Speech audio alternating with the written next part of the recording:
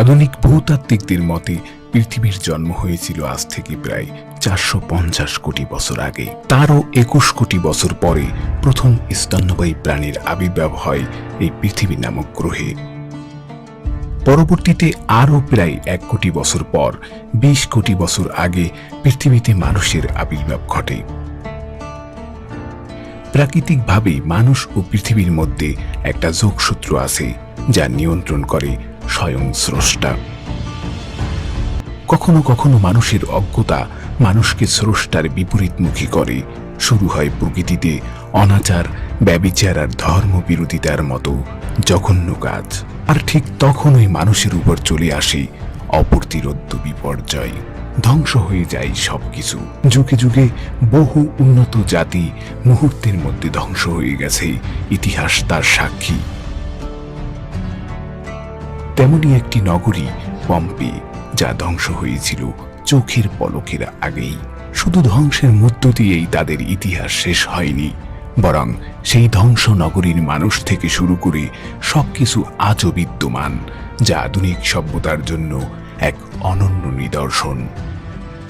Viewers, mirror of অ্যাডভেঞ্চারের আজকের পর্বে দেখব ইতালির পম্পি নগরীর ধ্বংসের ইতিহাস। উপলব্ধি করতে চেষ্টা করব আমরা মানুষ, আমাদের সীমা কতটুকু। আপনাদের সাথে আছি আমি সানাউল্লাহ সালমান। ভিডিওটি শুরু করার আগে অনুরোধ করব, আপনি যদি আমাদের চ্যানেলে নতুন হয়ে থাকেন তাহলে চ্যানেলটি সাবস্ক্রাইব করুন। তো চলুন শুরু করা যাক।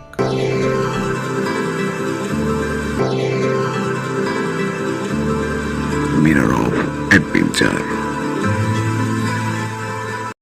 ব্যভিচার, সমকামিতা ও পতিতাবৃত্তির কারণে অতীতে বহু জাতি ধ্বংস হয়েছে। কিছু জাতির বিবরণ কুরআন ও হাদিসে রয়েছে, আবার কিছু জাতির কথা উল্লেখ করা না হলেও কুরআনের ভাষ্য থেকে জানা যায় এগুলোর বাইরেও বহু জাতি রয়েছে যাদের পাপাচারের কারণে তাদের ধ্বংস করে দেয়া হয়েছে। আল্লাহ পাক ইরশাদ করেন, আমি ধ্বংস করেছি কত জনপদ যার অধিবাসীরা ছিল জালিম, পাপাচার লিপ্ত, এবং তাদের পরে সৃষ্টি করেছি অন্য জাতি, যা পবিত্র কোরআন পাকের সূরা আম্বিয়ার 11 নং আয়াতে উল্লেখ রয়েছে।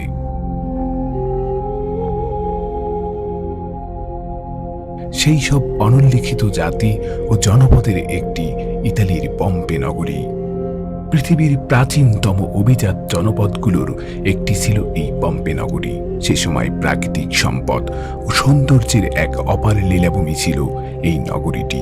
এটি ছিল 2000 বছরের পুরনো একটি অভিজাত শহর। ইতালির তৎকালীন রাজা ওসকান খ্রিস্টপূর্ব 6 থেকে 7 শতাব্দীর দিকে এই শহরের গোড়াপত্তন করেন। এরপর ইউরোপে সংঘটিত বিভিন্ন পর্যায়ের যুদ্ধ বিগ্রহের মাধ্যমে খ্রিস্টপূর্ব 80 শতাব্দীর দিকে এই শহরটিতে রোমান সাম্রাজ্যের অধিকার প্রতিষ্ঠিত হয়।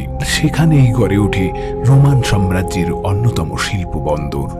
তখন থেকেই রোমানরা সেখানে বসবাস শুরু করে। ক্রমান্বয়ে সেটি হয়ে ওঠে সমকালীন বিশ্বের অন্যতম বিত্ত, বৈভব আর অভিজাত নগরীতে।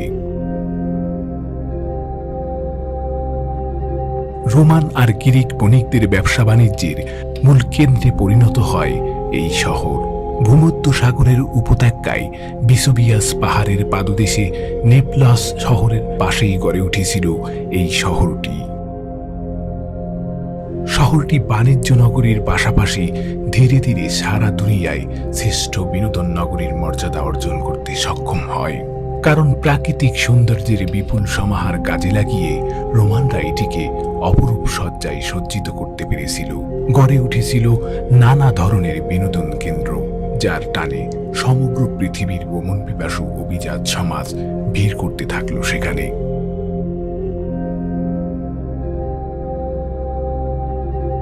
সবাই অবসর কাটানোর জন্য ছুটে যেত প্রাচীনকালের আধুনিক সভ্যতার অত্যাধুনিক দৃষ্টিনন্দন অট্টালিকা আর প্রমোদ কেন্দ্রে। সহায় সম্পদ আর ভিত্ত বৈভবের অভাব ছিল না পম্পেইবাসীর। কিন্তু এত সব নিয়ামতের মধ্যে ডুবে থেকেও পম্পেইবাসী ভুলে গেল মহান স্রষ্টাকে, ভুলে গেল তৎকালীন আসমানি ধর্মকে, উদাসীন হল স্রষ্টার আরোপ করা বিধিনিষেধের প্রতি। ফলে তারা লিপ্ত হল নানা ধরনের অসামাজিক কার্যকলাপে। নিজেদের চিত্তরঞ্জনের জন্য উদ্ভাবন করল ঘৃণ্যতম সব পন্থা।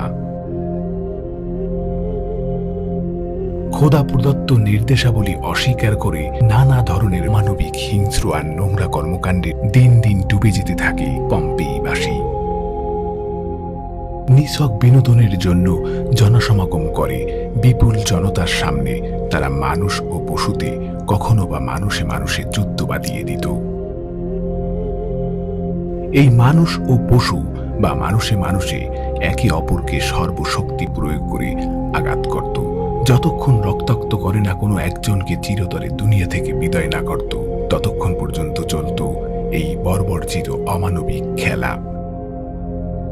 আর এই মরণ খেলা উপভোগ করত সে সময়ের রোমান অভিজাত শ্রেণীর দর্শকরা। মানব হন্তারক সেজে সেখানে তারা খুঁজত চিত্ত বিনোদন।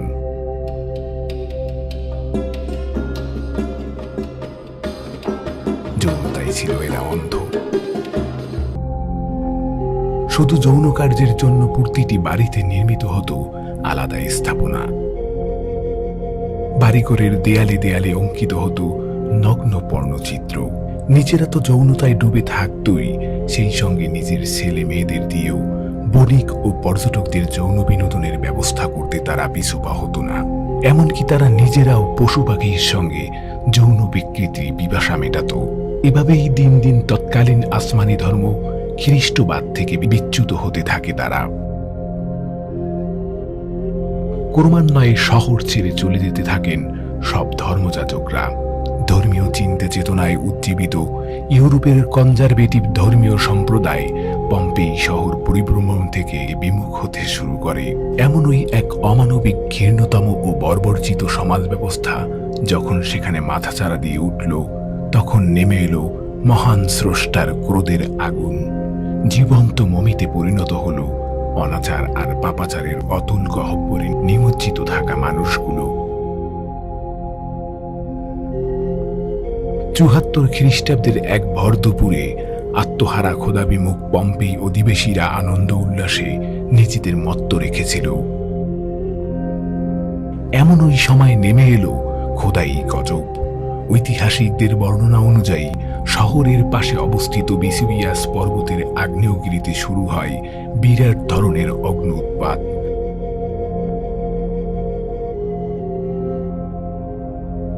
যাতে পম্পে শহর সহ ২ লাখ অধিবাসী দিন দুপুরে মাত্র অল্প কয়েক মুহূর্তের ব্যবধানে অন্তত ৭৬ ফুট অগ্নির লাভা আর ছাইবর্ষের নিচে বিলীন হয়ে যায়।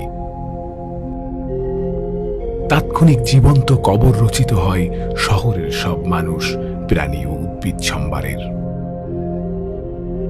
উল্লেখ্য ১৯৪৪ খ্রিস্টাব্দে আবারও এই আগ্নেয়গিরিটি বিস্ফোরিত হয়েছিল, যাতে অন্তত ১৯,০০০ মানুষ নিহত হয়। কিন্তু সেটি ৭৪ খ্রিস্টাব্দের বিস্ফোরণের মতো ভয়াবহ ছিল না, যা টানা ১৯ ঘন্টা পর্যন্ত অগ্নিবৃষ্টি বর্ষণ করেছিল। আর ভূমধ্য সাগরের ৭ মাইল ভেতর পর্যন্ত অগ্নি লাভা ছড়িয়ে গিয়েছিল। বিজ্ঞানীরা বলছেন যে তখন এর অগ্নিলাভার তীব্রতা পারমাণবিক বোমার বিস্ফোরণের চেয়েও শক্তিশালী ছিল। উপরের দিকে অন্তত ৯ মিটার পর্যন্ত অগ্নিস্ফুলিঙ্গ ধাবিত হয়েছিল। এরপর থেকে অষ্টদশ শতাব্দী পর্যন্ত শত শত বছর ধরে আধুনিক মানব সভ্যতার অগোচরেই থেকে যায় এই অভিশপ্ত শহরটি। কিন্তু ১৭৪৯ খ্রিস্টাব্দে কিছু অ্যামেচার আর্কিওলজিস্ট সর্বপ্রথম আবিষ্কার করেন ধ্বংস হয়ে যাওয়া পম্পেই নগরী। শুরু হয় রাষ্ট্রীয়ভাবে ধ্বংসলীলা থেকে মমি হয়ে থাকা মৃতদেহ আর অভাবনীয় সব স্থাপনা উত্তরের মহাযজ্ঞ। আর ধীরে ধীরে সেখানে বাড়তে থাকে উৎসাহী জনতার আনাগোনা। অবাক করা বিষয় হচ্ছে ২০০০ বছরের পুরনো এই ধ্বংসলীলা থেকে এখনো অবিকৃত অবস্থায় তাদের দেহগুলো পাওয়া যাচ্ছে। যে যেভাবে ছিল সেভাবেই পড়ে আছে। মহান স্রষ্টার আগত প্রজন্মকে শিক্ষা গ্রহণের সুযোগ দেওয়ার জন্য তার নিদর্শন নৈপুণ্যতায় এসব মৃতদেহকে বছরের পর বছর মাটির নিচে সযত্নে সংরক্ষণ করেছেন।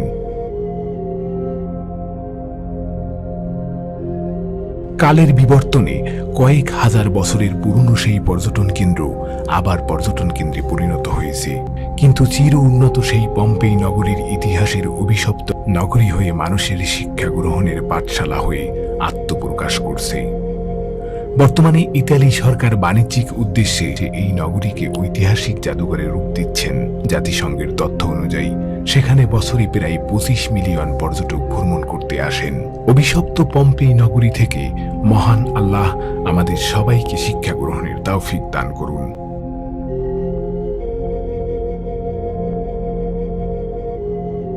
তো ভিউয়ার্স, এই ছিল আমাদের আজকের আয়োজন। ভিডিওটি কেমন লেগেছে তা অবশ্যই কমেন্টস করে জানান। আজ এই পর্যন্তই, দেখা হবে অন্য কোনো পর্বে নতুন কোনো ভিডিও নিয়ে। সেই পর্যন্ত ভালো থাকুন, সুস্থ থাকুন, সাবস্ক্রাইব করে মিরর অফ অ্যাডভেঞ্চারের সাথেই থাকুন। আল্লাহ হাফেজ।